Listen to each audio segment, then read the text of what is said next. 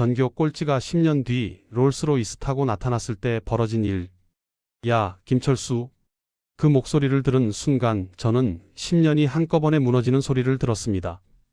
호텔 정문 앞. 검은 정장을 빼입은 동창 박준혁이 담배 연기를 내뿜으며 제 앞에 서 있었습니다. 키는 여전히 크고 눈빛은 여전히 비열했죠. 달라진 게 있다면 손에 쥔 벤츠차 키 하나뿐이었습니다.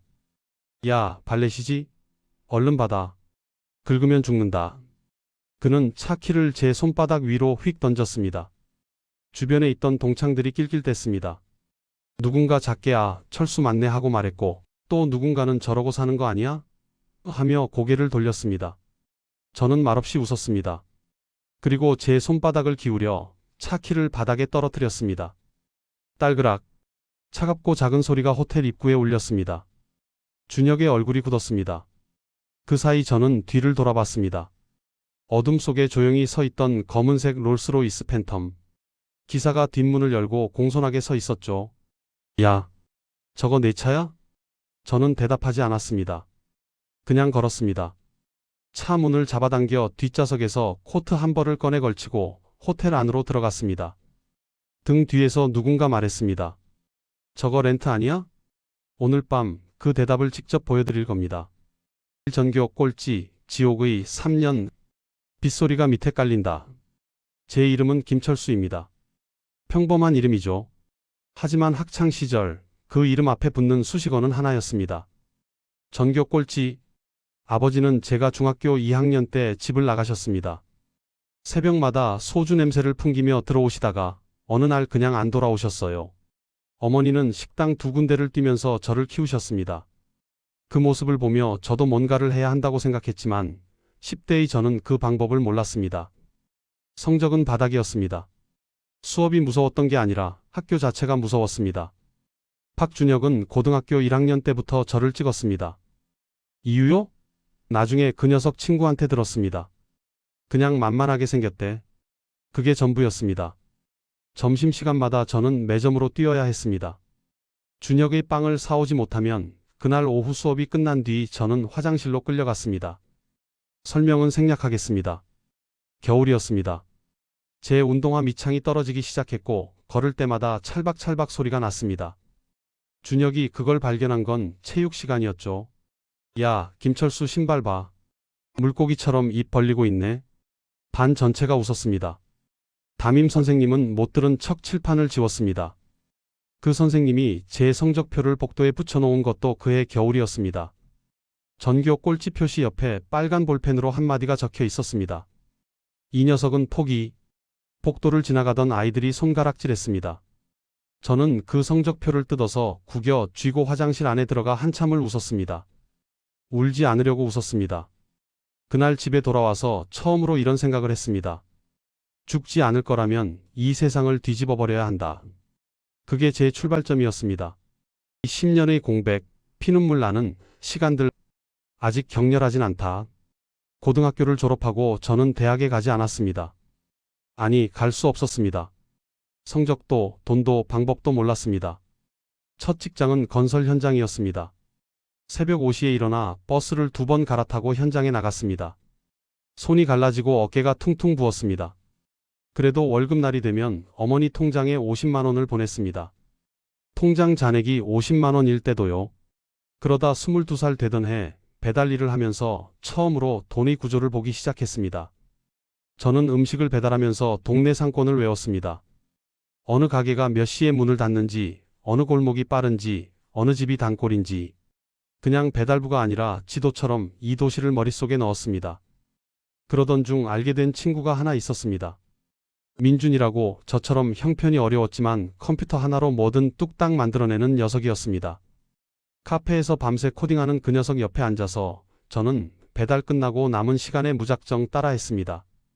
유튜브 강의, 무료 강의, 도서관 책. 하루 3시간만 잤습니다. 처음에는 아무도 알아주지 않았습니다. 24살 때 처음 만든 앱은 2달 만에 망했습니다. 25살엔 지인에게 사기를 당해서 모은 돈 800만 원을 한 번에 날렸습니다. 그날 밤 한강 다리 위에 서서 한참을 바라봤습니다.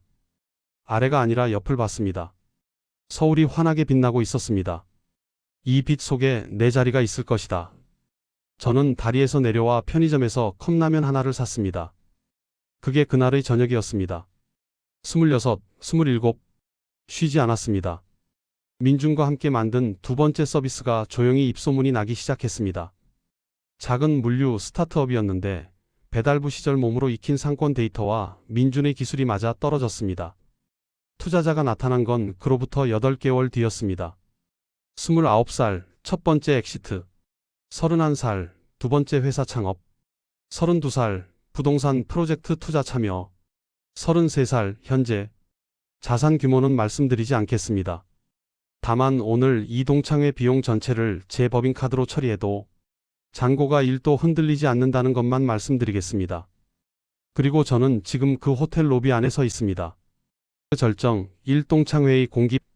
동창회 장소는 시내 5성급 호텔 연회장이었습니다. 입구부터 달랐습니다. 준혁을 중심으로 무리가 형성되어 있었습니다. 건설사 다닌다는 녀석, 대기업 다닌다는 녀석, 사업한다는 녀석. 다들 명함을 꺼내 들고 자기 타이틀을 읊었습니다. 저는 수수한 캐주얼 차림이었습니다. 일부러 그랬습니다. 야, 철수 왔네? 준혁이 먼저 알아봤습니다.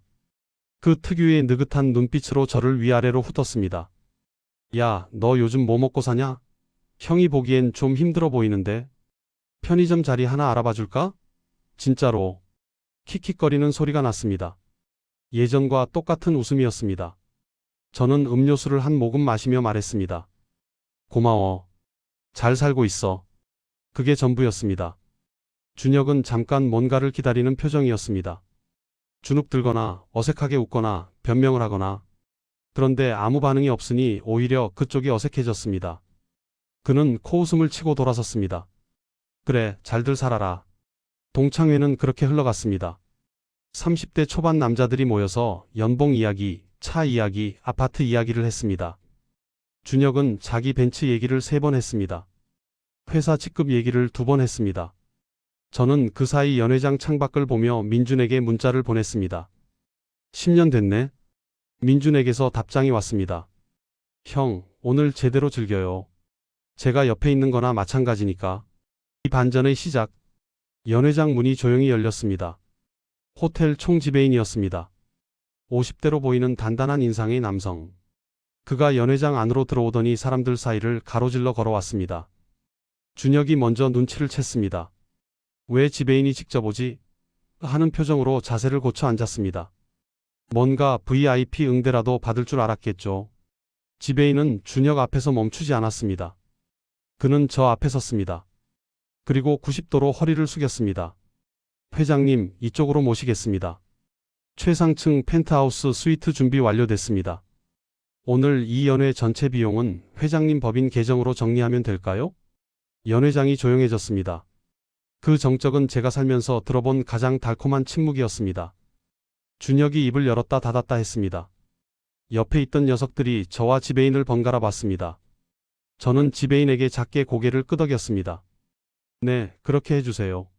그때부터 분위기가 달라졌습니다. 갑자기 다들 저 옆으로 다가오기 시작했습니다. 고등학교 때 저를 못 본 척했던 녀석, 준혁 무리 옆에서 낄낄댔던 녀석, 심지어 아까 편의점 얘기에 같이 웃었던 녀석까지. 야, 철수야. 우리 그때 친했잖아. 기억해? 야, 나 어릴 때 너한테 잘해줬었는데. 기억 안 나? 저는 조용히 앉아서 음료를 마시며 고개만 끄덕였습니다. 준혁은 잠시 자리를 피했다가 다시 돌아왔습니다. 이번엔 표정이 달랐습니다. 그 특유의 기름진 미소. 분위기를 읽은 사람이 짓는 미소였습니다. 야, 철수야. 우리 고등학교 때 친했잖아. 좀 잘 됐으면 후배들 챙겨줘야지.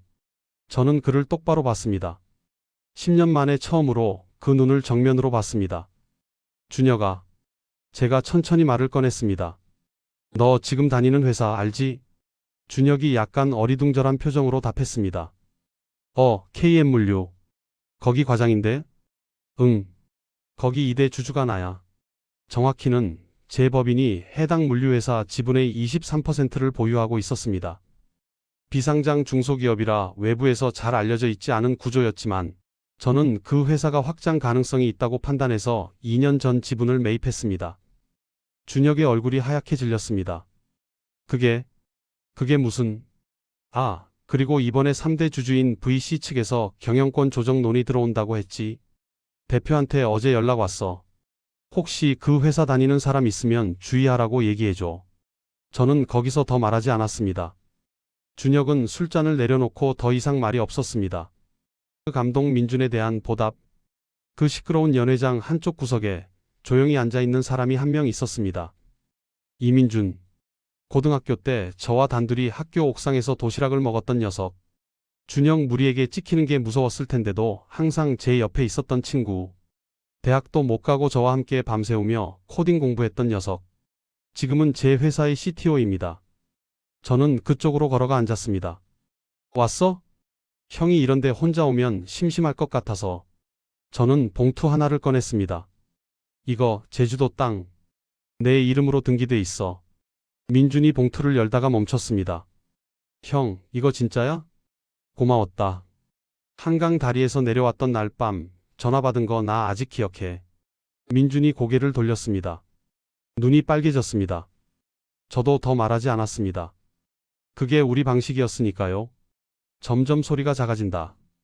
연회가 한참 남아있을 시간에 저는 자리에서 일어났습니다. 지배인이 공손히 배웅을 나왔고 기사가 문을 열었습니다. 뒤에서 누군가 불렀습니다. 준혁이었습니다. 야, 철수야. 잠깐만. 나 그때 사실 너한테 좀 미안했어. 우리 한번 따로 보자. 나 사실 요즘 좀 힘든데. 저는 돌아보지 않았습니다. 차 문이 닫혔습니다. 창밖으로 호텔 불빛이 멀어졌습니다. 저는 그 빛을 바라보며 생각했습니다. 복수는 주먹으로 하는 게 아니었습니다. 그들 앞에서 울거나 소리 지르거나 항변하는 것도 아니었습니다. 그냥 올라가는 것. 그들이 고개를 들어도 보이지 않는 높이로. 그게 가장 잔인한 복수이고 동시에 가장 자유로운 선택이었습니다. 저는 차 안에서 어머니에게 전화를 걸었습니다. 어머니, 저예요. 오늘 동창회 다녀왔어요. 네, 잘 됐어요. 다음 주에 제주도 가요, 우리. 제가 좋은데 잡아뒀어요. 수화기 너머로 어머니의 웃음소리가 들렸습니다. 식당 두 군데를 뛰면서도 새벽마다 절대 우신 적 없었던 그 어머니가 오늘은 웃고 계셨습니다. 저는 창밖을 봤습니다. 서울이 환했습니다. 10년 전 한강 다리 위에서 봤던 그 빛과 똑같이. 다만 지금은 그 빛 안에 제 자리가 생겼습니다. 이 영상이 누군가에게 오늘 하루를 버틸 이유가 되길 바랍니다. 감사합니다. 구독과 좋아요 부탁드립니다.